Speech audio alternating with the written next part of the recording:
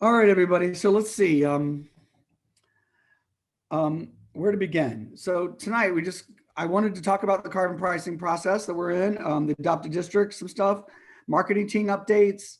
I have the carbon pricing thing on here twice on my agenda. You'll be glad to know, Lynn. Then this idea of a conference.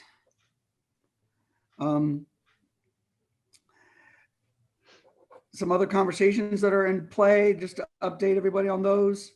And then just to get ourselves ready for Wednesday. Oh, and obviously the report backs, the policy sector reports. That's the big thing we're going to talk about, of course. And so anyway, it's the routine, basically our whole agenda of items that we're working on simultaneously.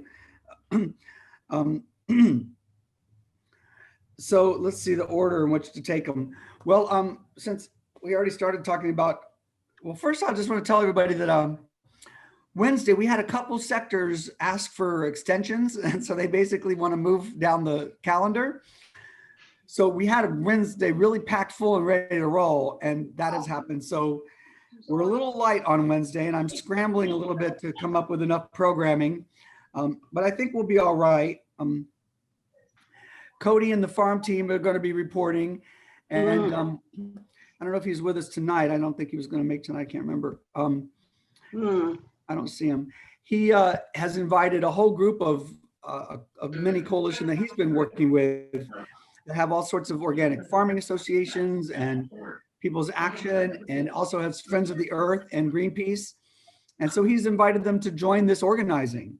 And so that's exciting. And he sent an email to me and them, and we've all said hello. And so maybe some of them will be coming in on Wednesday. We're going to talk about the adopted district thing on Wednesday a little bit as well. And Selden Practice, is going to give us a little update from their direct experience and meeting with, I think, 3 candidates. So we'll dive into the adopted district a little bit more in the meeting. We'll have a brief report back from the marketing team. I'm making notes from the team.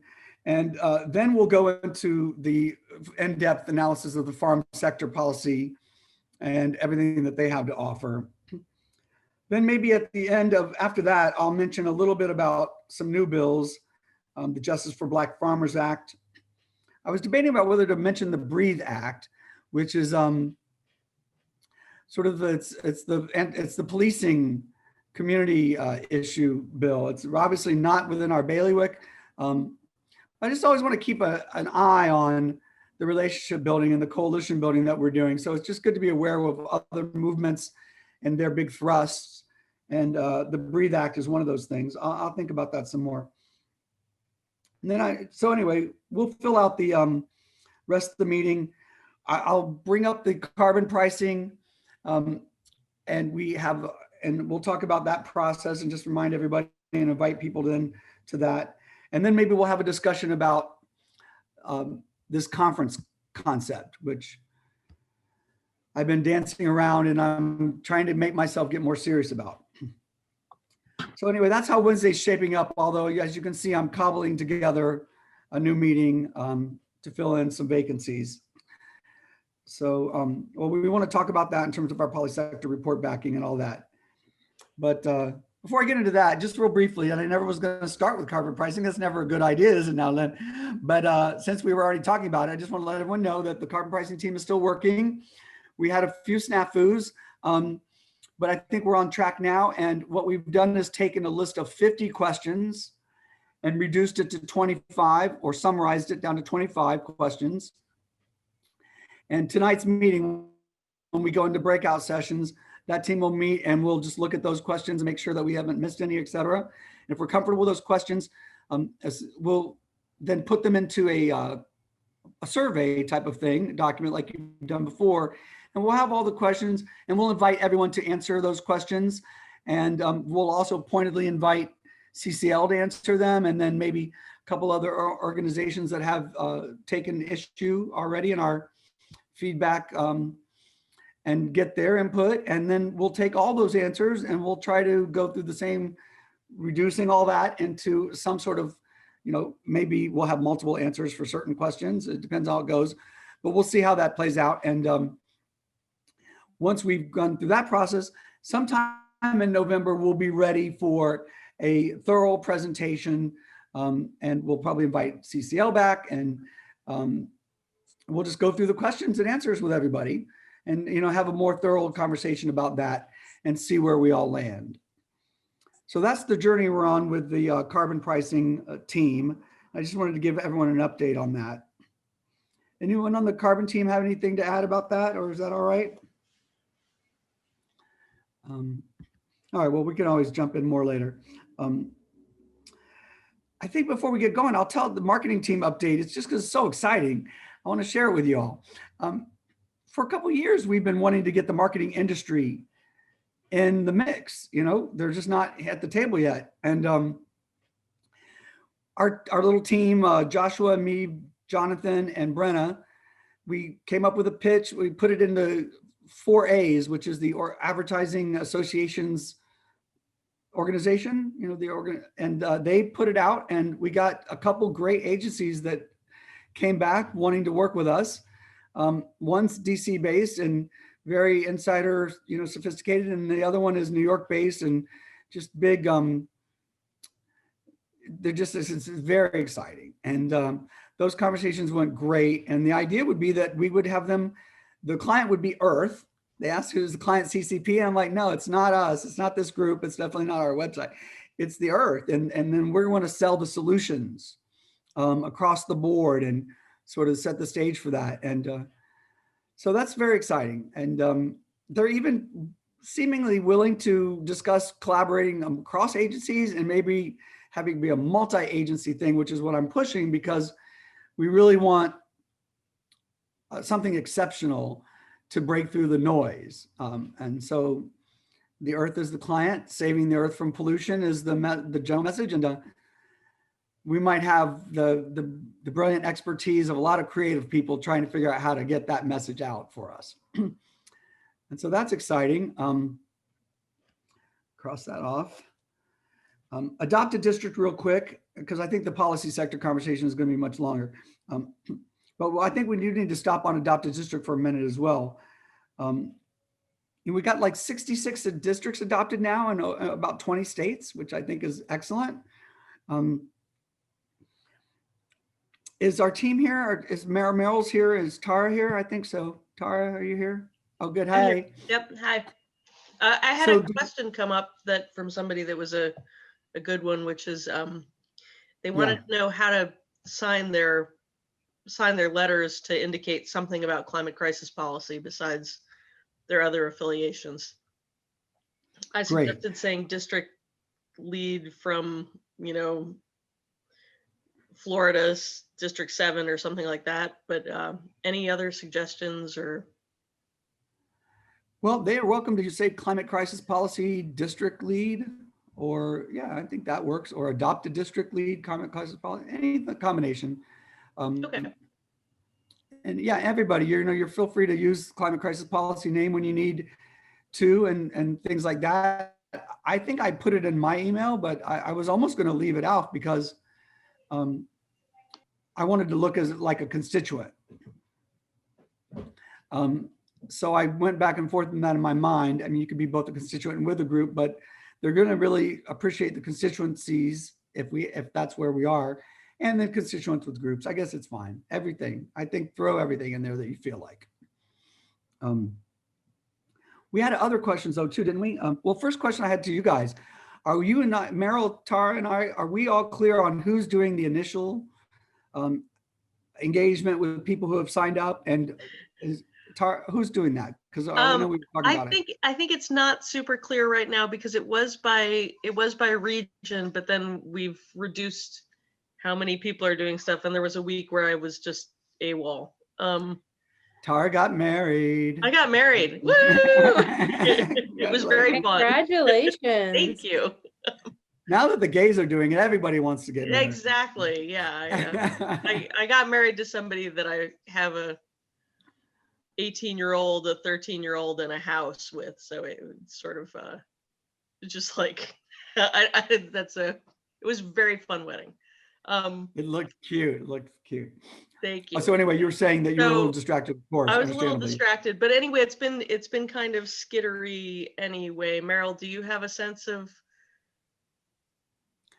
So I think we just now need to pick who's going to be the initial point of contact and engagement and have that just be one person for the whole country. I think it's easier that way. So which Meryl's one do on you mute. want to do? Meryl's on mute right now.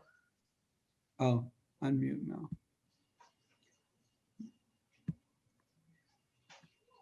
How's it I going? kind of liked having it split up because there's often like follow up with those people and they're emailing me back when they've done stuff.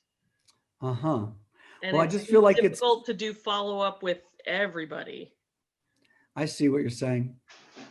Well, we just got to figure out how we're doing it and make sure that we have a system and that that's functioning. Yeah, I would be willing to do a lot of it. At the moment, I don't know how I'm supposed to get people's information. So you have to figure that out and let me know. All right. So this is the point that also seems to be a little unclear with our team. The different web spreadsheets that we're working with. And so I don't know that we want to take the time of everybody on the call to do this, but we just need to clarify that. I mean, the master spreadsheet that has the various tabs at the bottom that says district adopted, Meryl, that's the sheet you've been going to compare with the Green New Deal list that you're compiling, right? The main spreadsheet that says package responses, and then it's got all those tabs at the bottom. Okay, I haven't done it except for that time that you and I were talking about it. I did it, but that was what just a few weeks ago. But it was a few weeks ago. I could do it. I guess I wasn't sure. And you, how do they get to that one spreadsheet that you just mentioned? There seems to be. Well, I've been importing from the other, now we have a new adopted district intake form that's going to one form. Tara, you know that form for sure, right? Mm-hmm. I know Meryl, do you know that? Recently. Should we do this after, like when we have the breakout groups? Would that? Yeah, I need to go to the climate crisis policy break. All right, so let's do Oh, this, okay. But we need to get this figured out via email. Later. So let's. After you're done with the other group. All right. We'll stay on. Go to a breakout. I can at least. I can too. Okay. All right. Good. All right. So we definitely have to clear that up. Are there any questions from other people out there about the adopted district and their outreach and any questions from anybody? Don't worry too much about it now. Obviously, people are getting feedback though and responses and engagement, which is interesting. I'm sort of surprised, but the legislative directors aren't on the campaign trail. So in theory, they should have some bandwidth to start looking at this. We're getting some feedback, like one representative said they didn't want to support the tax subsidy pollution welfare bill because they didn't want to approach tax policy, in a piecemeal fashion. And somebody else might be against fracking. So we just have to re-emphasize the point that we're trying to get a baseline here on the policy concept. Saying you don't want to deal with piecemeal legislation is a dodge. We're asking for their commitment to the idea. And so we should just push back on those, just say like that. We're looking for your commitment to the policy concept, understanding that these things are going to evolve and they're going to be part of a broader package next year. And so, just push them, don't fall for that. And at the same time, we're taking a baseline. So we're not going to the mat on everything right now. So, that time will come. So, be reasonable, I guess, reasonably pushy, but not emphatically so. What else? I think, oh yeah. So, all right, that's it for the adopted districts. It's going well. The real goal will be to get organizations, I think, willing to adopt districts and buy into this concept. And I'm not sure how that's flying just yet. So everybody's tiptoeing at their own pace. We'll see how that evolves as things solidify. There should be more energy in 2 weeks. I think so. Yeah, at least more time. Yeah, everything will shift in a couple weeks, obviously. Thank you, whoever said that. And I don't know how panicked and worried everyone is. I am. Maybe 3 or 4 weeks. You have to make sure the votes are counted. Oh, right, yeah. Oh, God, yeah. Details, Mark. That's awful That's a pushy of very- you to want to count the votes. Very big effort. But there's a serious scenario that because a lot of Democrats believe the science and don't want to stand in line on election day and are mailing in ballots instead of voting early in person, which they should. Trump could be leading on election night, declare victory, and call on both the Department of Injustice and armed mobs to shut down the vote. A lot of groups are contingency planning for that, including Indivisible, and the AFL-CIO is talking about making sure the votes are counted. How do they plan to do that? Yeah. If you go to Labor for Sustainability, there's a good article by Jeremy Brecker, Social Self-Defense Against the Trump Coup, and he has a lot of links. All right, well, we'll follow the lead of all those parties that are looking at this issue and hopefully ready. Yeah. I'm speaking at a rally with. I'll try and find a link to Jeremy's article and post it. So, all right, well, obviously we're looking past the election in the hopes of, and frankly, whatever happens, we have the same battle ahead of us structurally. It's the same fight. So, which is both sad and okay, I guess. I don't know how to think about it really. The fight's the same as I see it. But obviously the hurdles are different depending on how things pan out. So, anyhow, I don't want to get too tripped up on that. It's going to happen, what's going to happen, and we're going to all navigate it. The question relevant for us is whether we will have a November 4th meeting. For now, I guess that's still on the book. Is that the next one? Oh, that's the next one. So we wouldn't see each other till then. Yeah. Oh, but we have a core team meeting the Monday before the election. Is that right? November. I Yes. thought it didn't show up on the dates that I don't think so. we just had. Mhm. Yeah, November 2nd should be our regular first and third Mondays of the month are the core team, and then every 2 weeks are the Wednesday, and they just now are synced up, unfortunately, where the Monday and Wednesday are the same. But that's all right. We're doing different things in both of these meetings. So anyway, we'll see each other before the election on Monday, and we'll see each other after the election on Wednesday if we'll just adjust. There are 2 groups reporting on Wednesday after. I noticed that there was some question about what the feeling will be for that meeting. So we'll just adjust accordingly if we need to. I don't know what to say anymore. Think about that. I don't even know why we got on that point. What was I thinking? So, all right. I might not be the only one feeling this way, so that's why I'm going to say it. I don't think that I want to be here on the Monday night before the election. I think that I'm going to be doing other calling and potatoing around with the election. Oh, if you're working on the election, you should definitely not be here with us unless, you want a break from all that to come see us.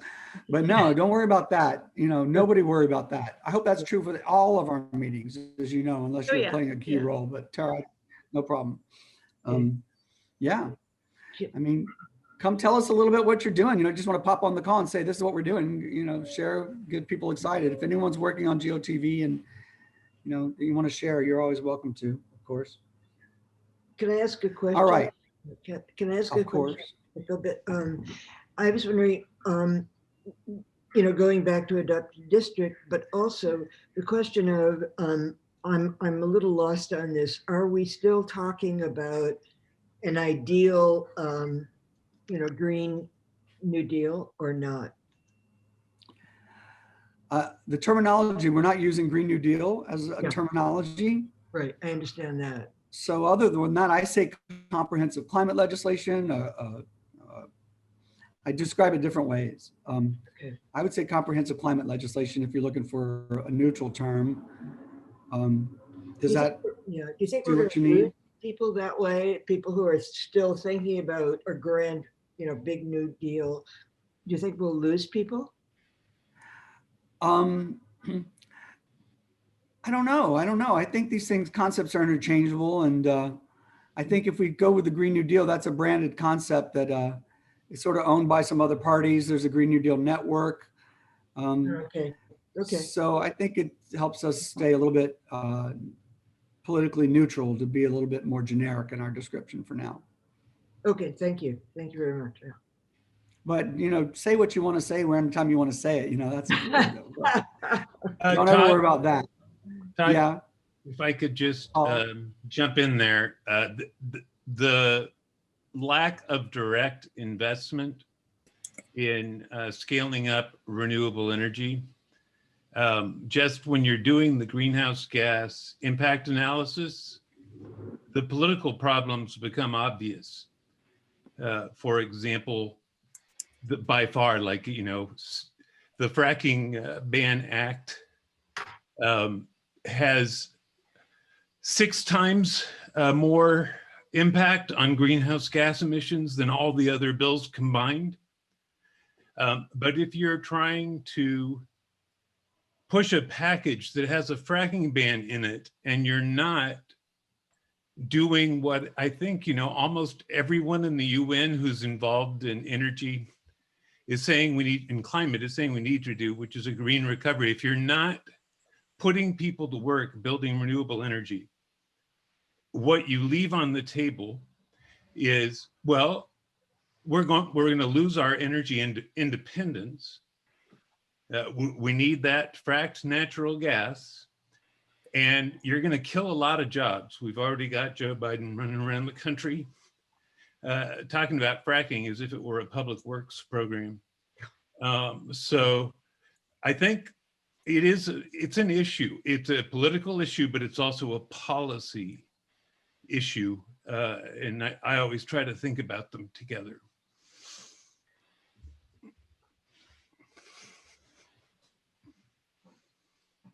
What happened? I understand it's complicated. It's very complicated. So actually, that's a good segue into the policy sector work and the questions. We were emailing back and forth. It seems like you guys have done an analysis of all the bills, and you're in the final throes of that. That's amazing. Can we get on a call, just the 3 of us or 4 of us? I don't know if you have another team member, and go through that analysis a little bit together. And are you still scheduled for November 4th, Christine? I believe we are. I think we need to keep you there because we've moved other people to the 18th. We're giving ourselves all of October and November, basically, and even December to finalize our work. And we'll just talk about the policy sectors now. But so you've covered the bills, and are you also looking at the House report and its discussion of greenhouse gas impacts? You probably recall To give us an overview of sort of how they approached it, and any kind of. I recall I did contact you about that very subject early on. I mean, many weeks ago, because I went directly to the greenhouse gas impact analysis for the House Climate Crisis Action Plan, as they call it, and so it came from one source. An LLC whose name has innovation and technology in it. I don't remember what they called themselves, but that analysis said that it was going to get us to 90% renewable energy, and there's going to be just this massive reduction in emissions, and that the overwhelming majority of that impact was going to come from a national clean energy standard, which is a policy that has failed in every country that has one. Great Britain, there was just a really excellent story about this. They got a lot of praise for having, they've got this very ambitious pledge, but they have nothing. They don't have a policy to their name to realize any of it.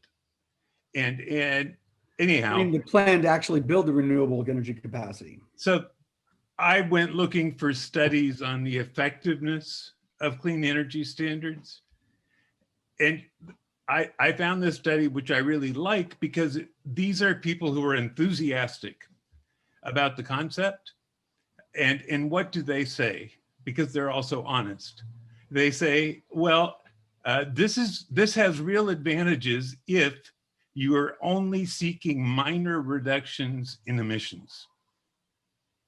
That is, I think, a consensus view at this point on national clean energy standards, that it is not a credible route to any significant reduction in emissions.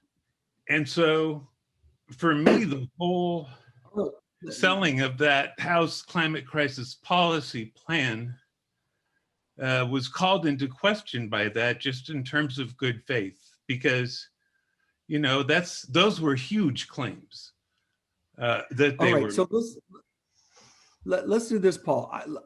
Let's make a plan for us to get on a call together and go into this in depth. And what we need, though, is still a presentation. It doesn't have to be like investigatory analysis or even a critique necessarily. It just needs to be more of a, this is what they claim, this is how they went about it. And, you know, just basically the basic education on the plan. And then you could have a couple points of why you think that those are bad, but we just want to present it. You know, we're educating everybody as we go along. So, but let's talk about how to do it and what the nitty gritty of that really sounds like. Because if your report is on the 10 bills in the package, it almost doesn't fit in this sector report back analysis, because we're not really doing a critique of the bill package necessarily per se. It's irrelevant information, and we can stick it in anywhere. It doesn't matter. I'm just thinking logically in the order of things. Well, I mean, I would think if you want activists who are really serious about bringing down emissions to work hard for this package, its greenhouse gas impacts would be essential. Yeah, no, we want to know that. It seems to me that they flow right back into the question of what is good that's in the package, what's missing, and what needs work. There's a whole bunch of bills that could be made much stronger with, you know, increasing their impacts by, you know, orders of magnitude. Oh, no, I love the information you're gathering and the analysis you're doing. I think it's great. I was just thinking about when it fits in our little sort of report back planning, and when because at the end of the report backs, we want to dive into more detail about what's missing. And that, so we can start to get into it. I think it's all good that we're doing. Let's just touch base a little bit more on it, because I want to understand how you did the analysis of the bills and just get a little bit more up to speed on all of that before we start presenting it to the, particularly to the public at large. So when would be, I hate to do this, but I don't know, I guess we'll schedule it off call because we need to keep moving. So that's another call we have to schedule. But is there a particular time that's better for you? Don't you guys have a standing call? Yes, we ordinarily meet at 10 o'clock Eastern Standard Time on Wednesday morning. I don't know if I want to do that this Wednesday, because I'll be preparing for the Wednesday meeting. But the following Wednesday, can I join you on that? What day is that? That's sure. Oh no, that's what is that day? Yeah, that works. So you couldn't do it this Wednesday, the 21st, but you could do it Wednesday, the 28th. That's what you're saying, yes? Okay, good. Yeah, that works. Yeah, 10. Okay, and Rachel, how about you? Does that work for you by a miracle? Hopefully. Yeah, that works for me also. Okay. All right, Paul, we'll send you the link and we'll meet up on the 28th. Great. And we'll just dig into, I'll learn everything that you guys have learned. I can't wait to hear all your analysis, Paul. I know I've been holding it a little bit at bay, but I'm ready to learn it all. And Rachel, you're on that team, right? McLaughlin. I thought it was Rachel M. I saw. Okay, good. Okay, and she's going to be able to join us too. All right, wonderful. The other policy sector teams, how is everyone feeling? I know we have land, water, and forest on Wednesday. Everybody else has bounced around a little bit. Are there questions, concerns? No, we're not on Wednesday. We're on the 18th of November. We All changed, right. yeah. So I don't, yeah, Mhm. definitely, we're not on. And you're all good? Everyone feel comfortable with what, any questions though? Catherine, you were about to say something?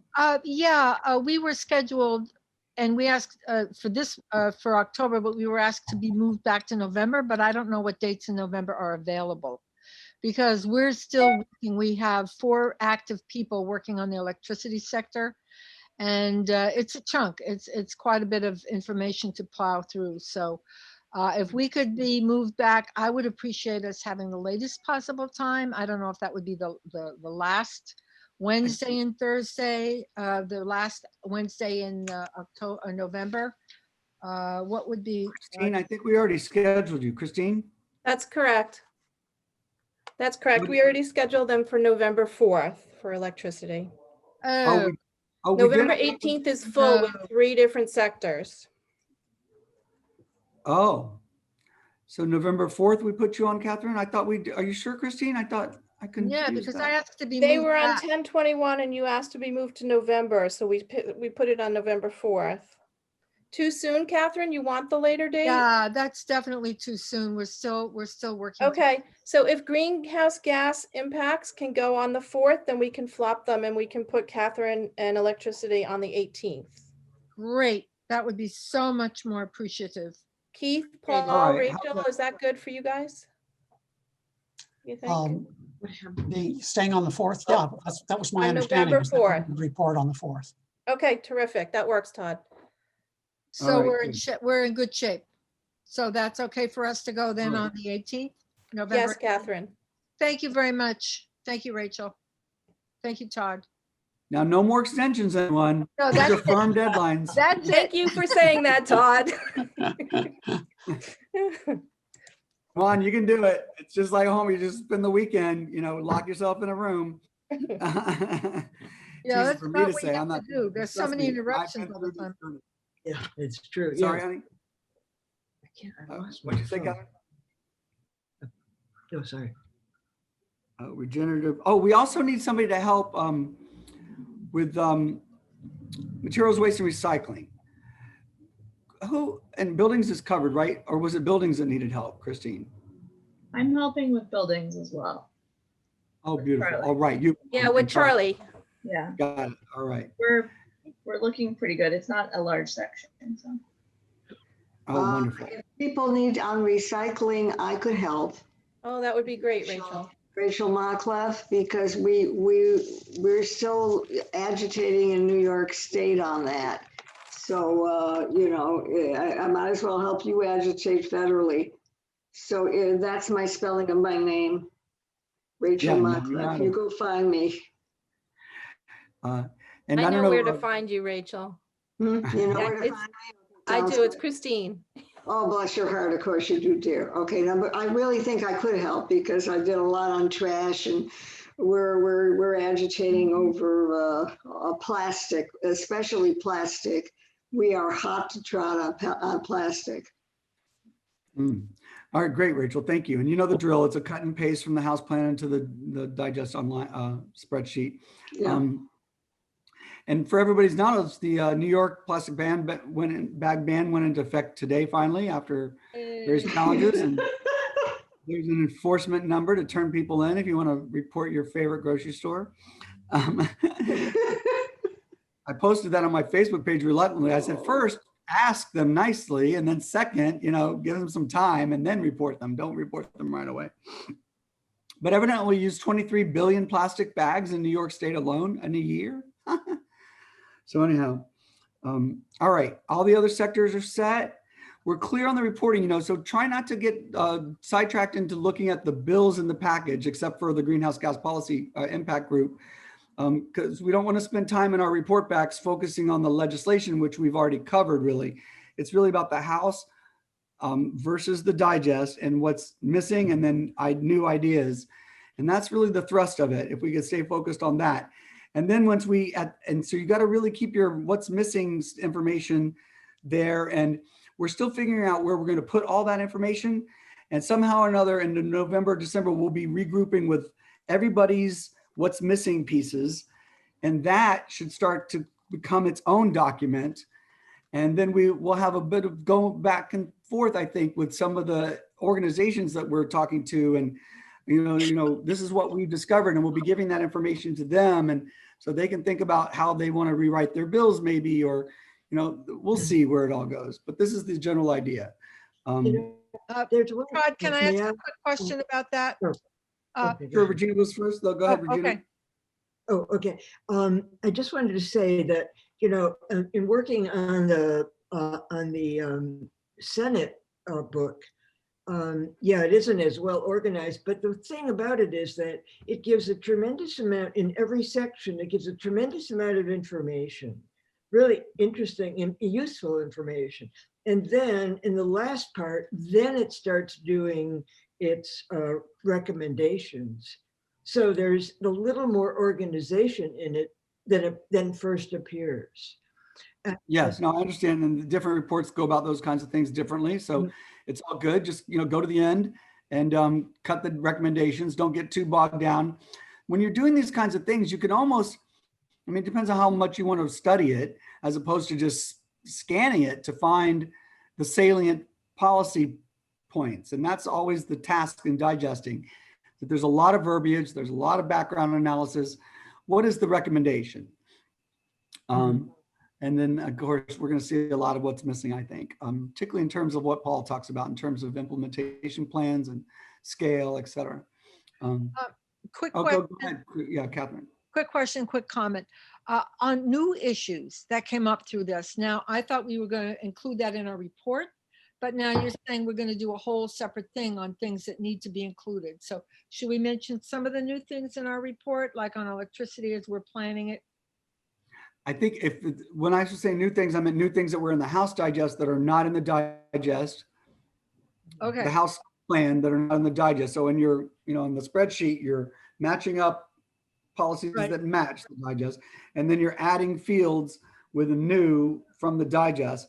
And then you can also add fields that have new with ideas that you've garnered from elsewhere, or that your own, I guess you just say your own ideas, but then hopefully quote your own ideas to sources.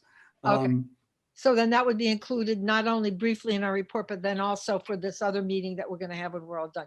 The quick comment, I heard from a person studying agriculture in New York State that if all of the agriculture got into generative agriculture, we could buy 5 years. That's probably a comment best for next call. Yeah. We could buy 5 years. In terms of the reduction of greenhouse gases through soil work. If everybody went to generative, this is a person who's working on farming, who is involved with CLC, the New York State committee, working 30 some people, in the New York State from the CLCPA. This council. Right. So a person that was on one of those meetings. So 5 years is a lot of time to buy. It's nice to buy back the 5 years that they're spending figuring this out when we already have the answers. Yeah, right. Yeah. Well, that brings up the issue of mandates, obviously, and scale. And so our food and ag team are not really mandate friendly, from what I gather from the conversations. So we'll ask them more about it. And when I start asking about mandates, so that you do have change at a predictable timeline, which is what, there's resistance to these kinds of things. So it'll be interesting to see where those conversations lead to. Okay. Yeah, that's true. All right. So everyone else good on the policy work? I think we're doing still value added work. Well, I'm always asking myself, how is it going to fit into the equation next year? How is it useful? Making sure we're not just keeping ourselves busy. I think we're going to have some pretty good expertise. It'll be grounded in things. We'll have the spreadsheet that shows where everything came from, which can be made public, of course, when we're done. And we'll have a summary that we can share with policy folks, et cetera. And it'll be how we get everybody's radar on, where we're going to push, I guess, depending on what we come up with. And people will, of course, push what they want. All right, let's see. On this policy sector, I've reached out to the Center for Climate Integrity, which has a project called Polluters Pay, and they're basically managing and keeping abreast of all the lawsuits that are being filed. Oh. And my question to them was, what kind of criminal and civil liability provisions would you like to see in a federal statute to get at the polluters?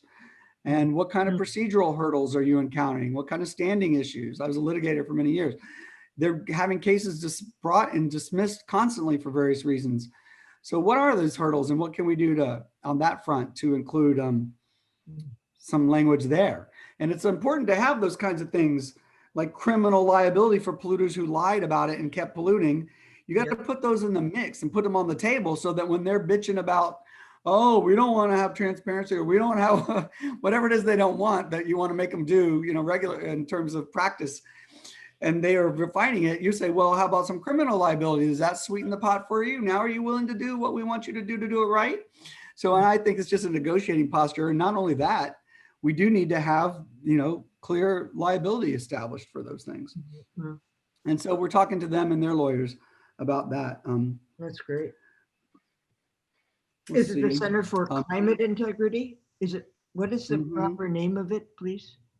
I think it's Center for Climate Integrity is the entity that's behind it. And then there's got some Polluters Pay initiative. I could send y'all the link. Is it part of Polluters Pay Up? Pay Up Could Polluters be. or something like that with Lauren that sounds right. O'Brien? Yeah, What's okay. the name? Sorry. What were you asking me about O'Brien? Was it that woman, Lauren O'Brien? Yes.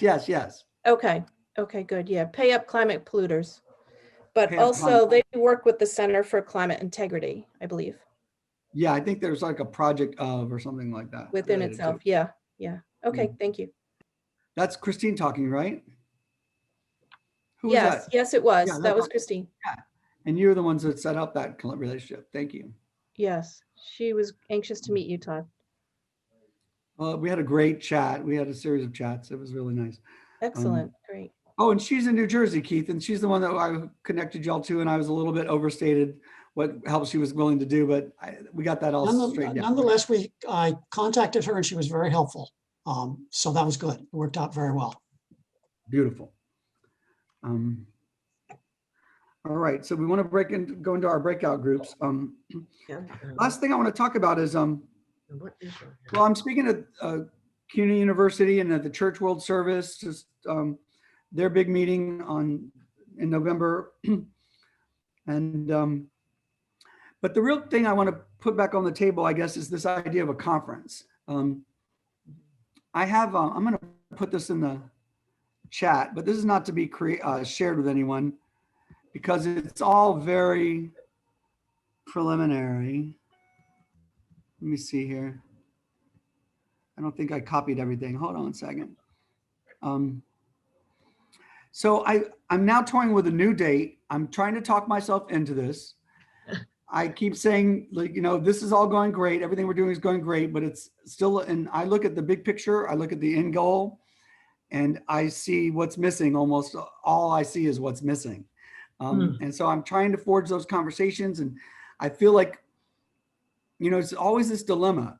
You're trying to organize in a positive way. You want to bring people on positively. You can't go and attack the establishment for what it doesn't have. So I'm trying to fight those darker impulses and figure out how do you like push friends and push, you know, people you want to have come together in a positive way to get them to come together when it's virtually impossible to get anybody who considers themselves to be sophisticated or a big player to do real introspection about the limitations of their own power, even if they're their coalitions. And so this is a real serious dilemma, but to me, this is the crux of the challenge. How do we bring unity from people who already don't want to work together? So I'm looking at December 9th and 10th for a 2-day. I keep trying to get it down to 1 day, but I can't seem to do that. And I'm just going to put the outline of what I have in mind in here. And what I've done is I've put together 2 sessions. I'm not sure if it's going to all code. It doesn't look like it's all showing up here. And that's almost impossible to read. But you get the idea. There are 2 days of programming. The first day would be open plenary with congressional representatives. So it would be the House Climate Crisis Select Committee, hopefully Senator Booker, maybe the Tom Steyer team that's working on, they're in an advisory council right now for Biden and them. So we'll see, basically the government players. And then we would have a session on the big greens, and then a session on existing climate coalitions such as the Green New Deal Network and the U.S. Climate Action Network. Food and Water Action has a legislative directors team. They're coming together. Sears, which is the business coalition.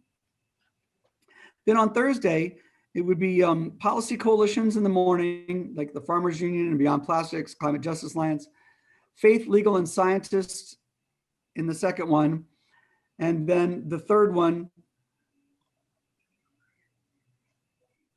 Can you send this to us? Is direct action in youth groups. Yeah, I will. I'm just toying with it. So I put it in the chat so you can get the idea. Okay. Thank you. I've listed groups that would, I would see as target invitees for the various sessions, the formatting. Okay. When I copied it over there. Mhm. So my ask of you is to just copy that from the chat. Mhm. Let me see if I can add the people's climate with the ending. And I thought we would, so the third session would be direct action groups and youth groups. Mhm. And then a closing on that night would be maybe a climate cabaret with some Broadway and cabaret performers for some entertainment. There's the end of it, Extinction Rebellion. So my ask is that you look at this list of the groups that I've put under each session and just give me any feedback on what groups are missing or that we should make sure we include. We're going to invite, I think the approach, this is where I get the most anxious about these kinds of things. I don't necessarily feel like I have the power to convene this level of parties. Sometimes I'm surprised at how many people say yes when I invite them. So it's a chicken and egg problem. You need to get some heavy names on the convening team to get people to say yes to these invitations. I mean, particularly where we don't have already existing relationships.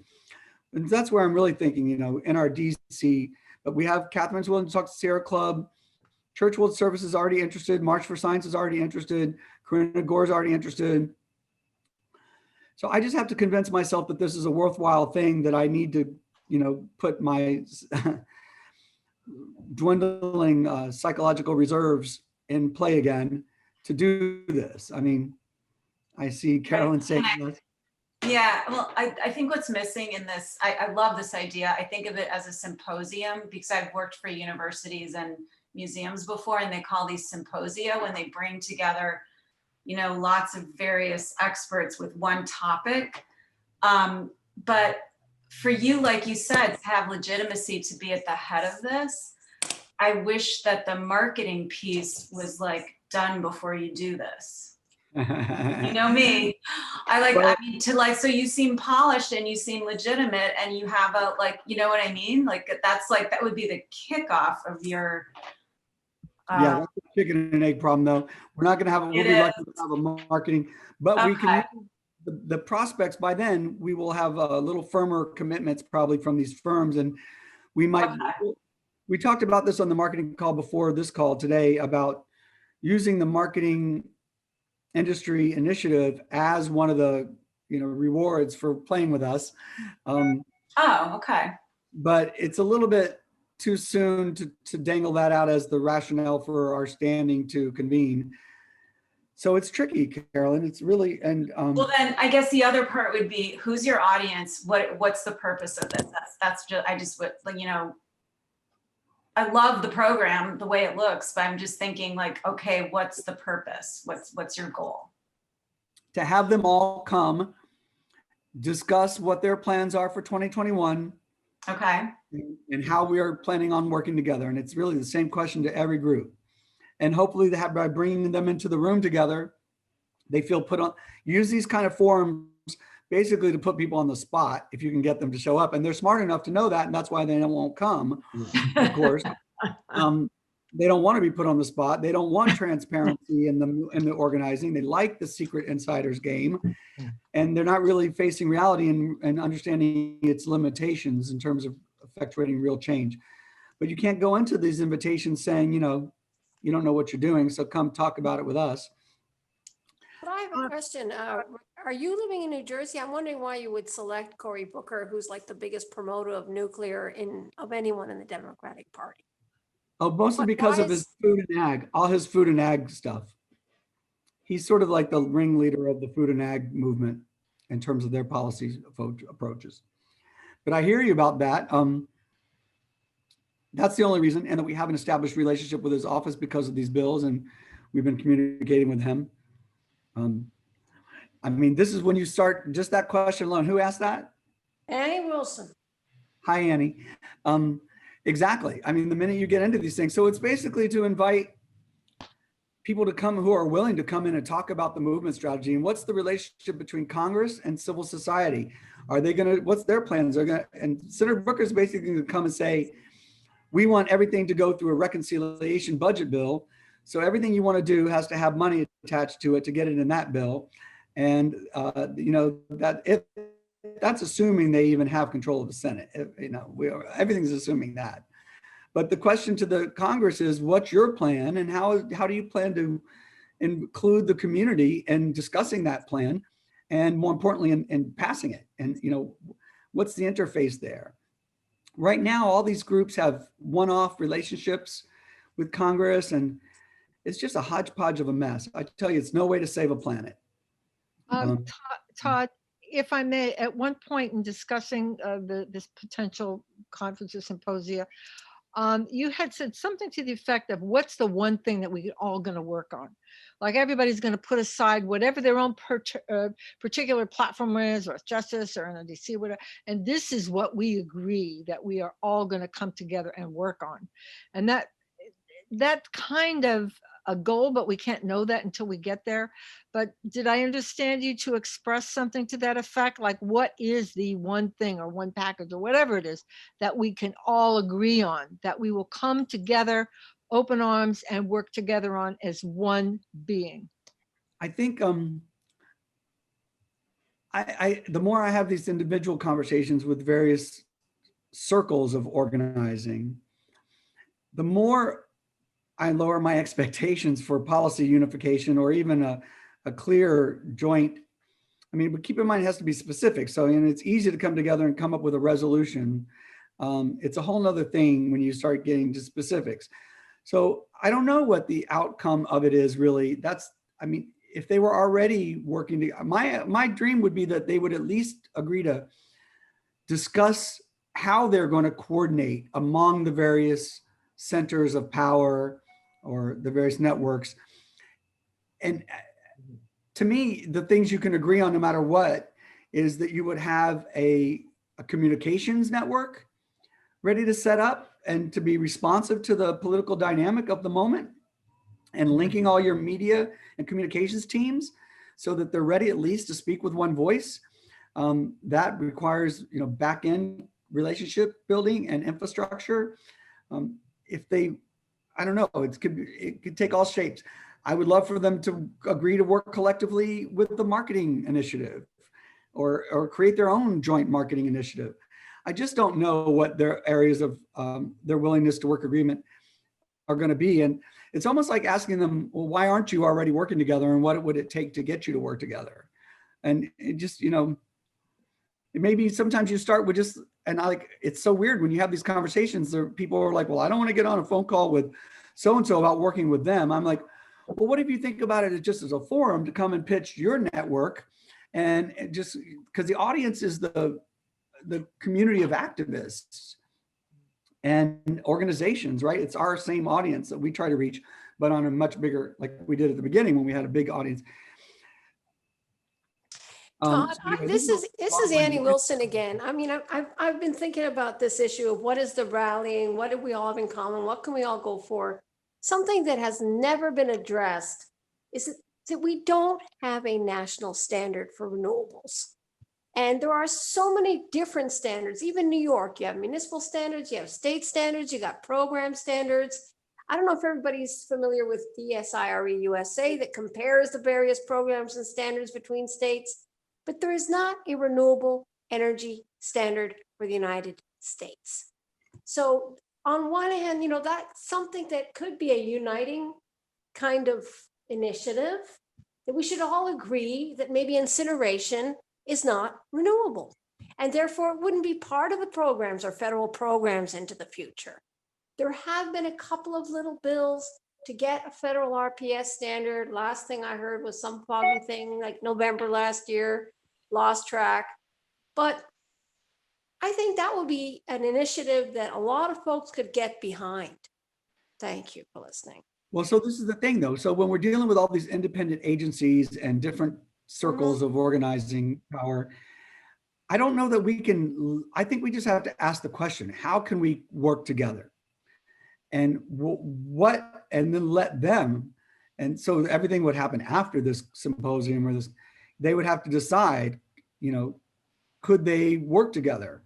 And so, I don't know. I feel when just this little conversation reminds me of how complicated all this is. And this is not a complicated, easy with y'all, but this is extremely complicated stuff.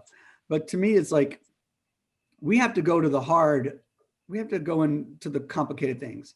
I mean, what everybody does is they find their own groove and their own niche and they're comfortable with that. And that's what they do. And they don't want to do the hard part of this conversation. And so the whole point of having the symposium is to bring this conversation forward, and whoever shows up will get to, we invite as many people as we can, and whoever agrees to show up shows up, and that's the conversation we have. Sometimes you just have to start somewhere. Well, I do think that if there was a conversation over, what can unite us, it would be what is renewable energy. And that, is our I'm just here witnessing, and I haven't done much for your work, so I apologize. I've been focused on other things, but it's just not been attended. And over the years, it's going to get more and more complicated. So how can we agree that, solar is renewable? How can we agree that, out of scale renewables are maybe not as preferred? How can we agree that, we now have like carbon sequestration going in, getting a lot of money, and then we have, I was on a call this week with New York Renews, and I was just so pleased that there's some leadership that's coming out that's studied the issue of what are false solutions and coming together in that position. I was also on some calls, there's going to be a publication, false solutions. And so the Dems coming into, if they win, I hope they do, again, 2009, the bill was like carbon trading with energy efficiency, renewable energy, and nuclear power. That was the energy bill. That was the famous Waxman-Markey bill that everybody, it was a division in the movement. All of a sudden we had some organizations supporting it and then a whole network opposing it because of these various forms of, false solutions that were included in there. And it caused a division. It didn't get passed into the Senate, but it passed the Dems, but it caused confusion in our movement. 10 years later, we're going to be back on the same page. So how can we coalesce before we get to a repeat performance of 10 years ago to make a decision? Even in your organization, we were trying to do, a legislative review and understanding, what is being proposed and how it fits, and how do we. Anyway, I'm trying to suggest that maybe something that can be common ground to all is that there has to be some kind of agreement on what kind of policies this organization is going to support. What's the common ground? What is it that everybody supports? What is it that has divisions? So is nuclear clean in this organization or is it not? And so that's just throwing out there. Thank you for listening. Yeah, no, I appreciate it. And this, I've been giving this thought too. So like, I think the one thing we can continue to do as we're refining our analysis is figure out what the short list of divisive, debatable things are. And I don't think it's that long. And I think it would be good for us to focus on that in terms of our report and our reporting back of our analysis. And in these forums, we can do that. But it's a threshold question is like, how are the entities going to work together? Are they going to How are they going to communicate? Are they going to set up and designate some staff to do this? Are they going to be willing to have a public-facing campaign and show some public leadership? And like, if you ask somebody right now, who is leading the climate movement, no one would know the answer to that. I've been involved for like 4 years now, and I don't have a clue as to who's doing what, really. Even though I see lots of pieces, I'm still not sure who's doing. So it's hard to start talking about policy agreements and disagreements until you have a framework for communication and an agreement to work together to discuss that. So it's a chicken and egg problem always. Well, with not these kinds really, of, Tom, because since Kyoto, in 97 and before that in 1992, there was the Rio Conference. And there were many folks that wound up at the United Nations for 20 years doing annual conferences of NGOs. And there were a lot of discussions in the first 10 years of that cycle, we'll say, because they've discontinued those conferences, whereby there were there's 200 organizations part of an energy caucus. They came up with a consensus document, okay? And that was, I think it was in like 2003 or something. I'm not quite sure. I think it was CSD 9. But it was 200 organizations that is doing exactly what, the page we're on again today. And as I said, it was 200 organizations. So this document pretty much, as a consensus document, the top priority was remove all subsidies, fossil fuel nukes and mega dams. Bang. And immediately the consensus was, incineration is not renewable, and that the renewable is actually defined by what is directly a product of energy, not a secondary product of energy. So there was a determination there, and there was something within New York. But I'm just saying that this question, this discussion you're raising now already took place 20 years ago, okay? And so things have slipped backwards. There was a lot of divisions when the carbon traders came in and around. It was crazy. The British and the Norwegians came in, they overwhelmed the process. These conferences were discontinued, and now it's only, the various conference of parties events that have been taking place, for the implementation on an international level. But you're basically, Annie, so that's nice that there's that United Nations statement or organizational NGO yes, statement. but that's all forgotten now. But it's still, there was an initiative with 200 organizations around the world that did this. All right, but so that's the thing. We need to get the United States organizations to agree to work together, and that's not happening. And I don't know how to fix that. But I'm concerned about trying to fix that. Todd, there's a consensus process, right? If we can all agree I know what a on certain consensus things, process then is. we'll disregard the conflicting, But I understand, but we have to get people to agree to talk to each other and work together before they can engage in a consensus process. And that's the tricky part. I don't know, and to bring them out from behind the shadows and into the light. And they just don't, I don't know what they're up to. So anyway, we're not going to fix this tonight. Todd, can I just add one thing? This is Joshua. I'm sorry? Sorry, this is Joshua. I just wanted to add, can I add one comment here? Just that, we're talking about the chicken and the egg sort of situation, especially for our organization. I just want to say that I'm a huge proponent of doing this. And I think that it can, to Carolyn's point, of a symposium, that it could also be something that is a biannual discussion, or, this can be the sort of start of the process of having, several discussions like this. But I like the idea that it also establishes us as a group that is bringing people together and collaborating, or providing that ability to collaborate. And I think it's also good for our organization to be seen. It's what you've been doing, with these Wednesday public meetings and bringing in groups 1 or 2 at a time. But I think in a public way, bringing multiple groups together, that it's good sort of in building the image of our organization. I second the motion. If we survive the process of doing it, we have to live through it though, right? That's what I'm worried about. I don't know if I can do another big one. What the hell, let's do it. I was whining at the beach the other day. I'm like, oh yeah, you're tired, you're drained, 12 years of nonstop. Literally, I've been organizing for the last 12 years nonstop, a meeting a week practically. So this is a big lift. And I always just like say, well, is anyone going to say yes or not? So I guess we just have to start it. We'll put out the call, we'll invite people. And if nobody wants to come, then we'll stop, I guess. And if everyone wants to come, then it'll be a go and we'll just do it. I just got to force myself over my own resistance. So, but who's on board to help me be on a team for this? Anyone who I'm said they actually want to do asking it? something else. Will it be any easier if it's put off till the beginning of December? Oh, that's what I'm talking about the beginning of December, Oh, December 9th and 10th. sorry, I missed something. And I was debating, I was even thinking about the week after that, but then we start to get close to Christmas. I think 9th and 10th seems like the sweet spot. Yeah. Okay. All right, agreement there. Catherine, you raised your hand. Yes, I would like to work. Anyone else? Merle, Merrill? Greg, did your hand go up? I'm assuming I'll be helping you.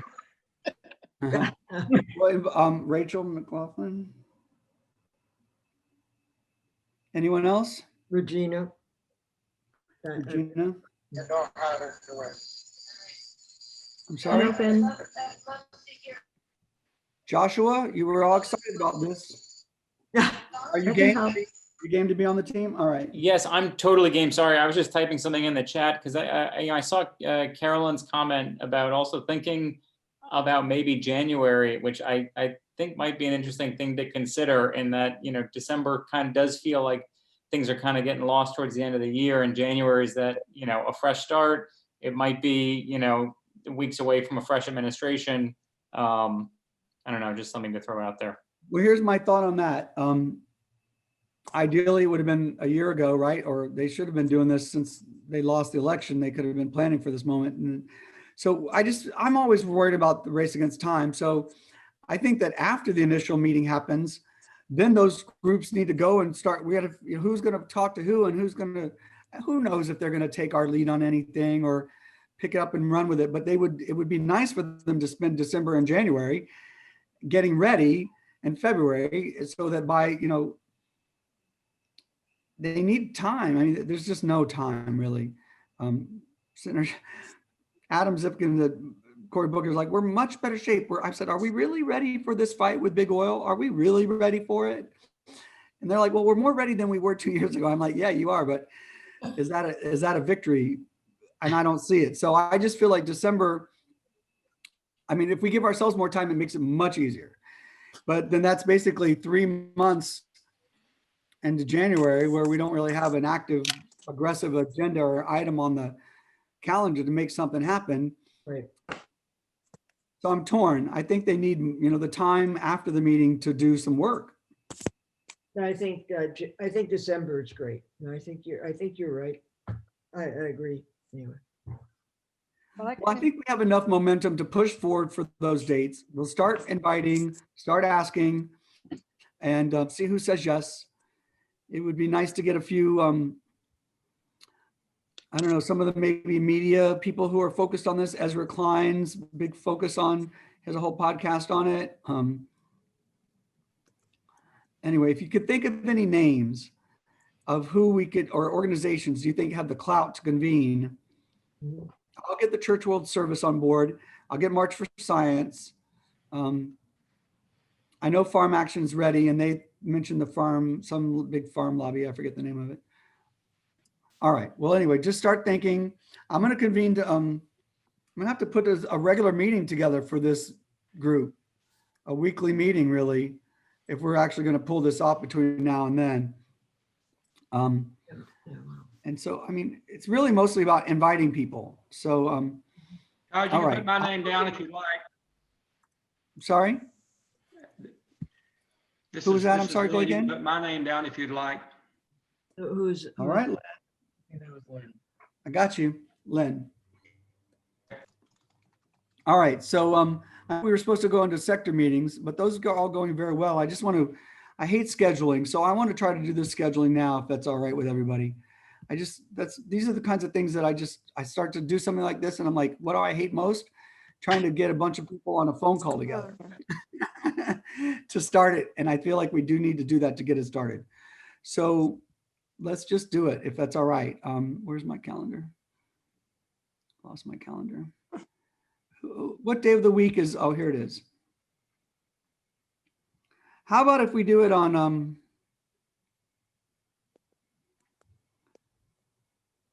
either Monday. Well, let's see here. I mean, we could do it on Wednesday. I don't want to do it on Wednesdays because of our other meeting, but I don't want to break another day up. How about Monday at 4 o'clock? Monday, what date? What is Every Monday at 4. Yeah, that's good with me. I have to check that. Just a second. I'll check, please. Hey, Rachel, good gal, welcome. We miss Hey, you. sounds like exciting stuff happening Hi, here. Rachel. Hi. We're jumping off another deep end, Rachel. So the Climate Cabaret would be the closing thing on Thursday, December 10th. So I don't know if you want to reach out to your folks, and I'll start reaching out to some of my folks. The idea would be that they would perform from home, and we could maybe, we can talk about this again, but everyone else looking at your calendars for Monday at 4 o'clock? Yeah. Monday at 4 o'clock. Monday is at 4 p.m. I don't know why I picked that time. It seems random, but that looks good for everybody. Yes. All right. I can do that. I'm okay. All right. How long would you expect us to be meeting? Well, the first, probably a good hour I think an hour would do it to get started, because it's not a lot of debating. It's really collect who's going to go invite who. And I think an hour should do it. 4 to 5. Does that work for you, Greg? Yeah. I should be able to make that work. Okay. And then everybody, please look at that list and see all the groups that I listed under each session, and send along to me any additional groups that we've overlooked. Catherine, I incorporated some of your list from other things that you sent me, and Okay. some things that Corinne has said. So, all Where, right. where is the list? I'm sorry. Are you? It's in the chat. And I'll send it to this group. I'll send you an email now with that, so we can start talking about that. Oh, this one. I just didn't want to publish it because it's a wish list. It's not really a, Yeah. I don't want to make it start look like we have anybody on that list confirmed or anything. All right, I guess we're going to do it. Rachel, you think that's good, that date, 9/10 for Cabaret on the 10th? I mean, that's my finals week, so not great for me. But it sounds like perfectly fine dates in general. All right. All right. Well, December 10th for you what can it's reach out worth. to your friend at Yeah, 54 below, right? Yeah, I'll ask Jen. I know I have a date. Rachel, See if I can Okay. get her in. Maybe like an hour. So maybe we should just have like 4. Pardon me? What? All right. All right. Yeah, I think an hour. So maybe just 4 performers, 15 minutes each. With a little Okay, banter I'll in see if I between. can get her to That might make it be easier. interested. And the idea would be that they would perform live from home, but live. Or wherever they want to perform from, for that matter. They could do it from 54 below if they wanted to do but that I don't sounds like think they're open, but I'll Yeah. check. places are opening. And they just did that Keep Our Stages Alive concert, and everybody was in empty performance spaces doing their performance. It was fabulous, really. Oh, International Human Rights Day, wonderful, on the 10th. Yeah, I used to celebrate that.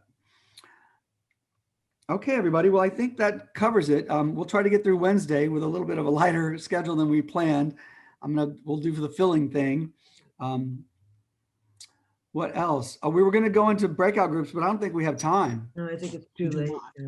And there's I don't think we need to anyway.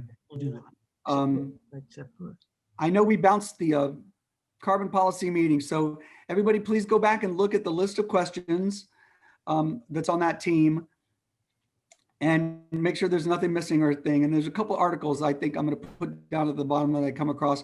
I'm going to read them myself and see if they raise any questions that haven't been in our list, and I'll pull that together and we'll put that out for input. What else? I think that's that. Anything else? Closing comments? Anybody that hasn't spoken that's new to the team? Any questions? Just want to say hi. I'm still wondering if you and I and Meryl can hang out a little bit after the call. I don't know if you're. Okay, good. Let's do that and get that taken care of. Yeah. That'd Thank be you, great. Todd. I'm gonna say good night. See you. Thank All right, you. everybody. Bye-bye. Bye. Bye. Bye. Post the voting memes. Rally the Oh, vote, nice. or it all doesn't matter.